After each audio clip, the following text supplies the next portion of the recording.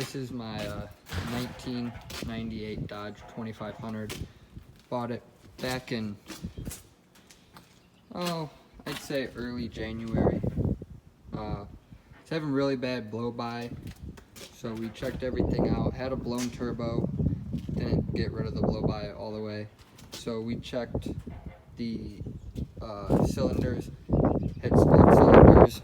All my rings and piston number 2 were snapped in half and had some pretty bad damage done to it. So we pulled the motor out, and we are currently, it originally had a 12 valve in it when I bought it.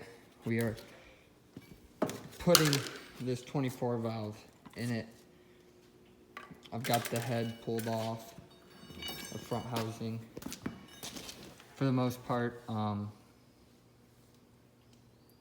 It's been overhauled.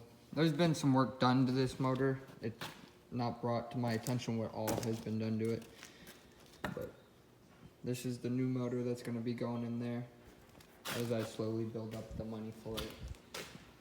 So that's the plan for that. I'm eventually going to paint it, redo the interior. It's a little rough. We've got it so that we're going to put a stack on it. There was a stack on it at one point. There's the hole for the stack, so it's ready for the stack. But yeah, she's a work in progress. So, and got all my nuts and bolts. So this is my current project. So it's coming together.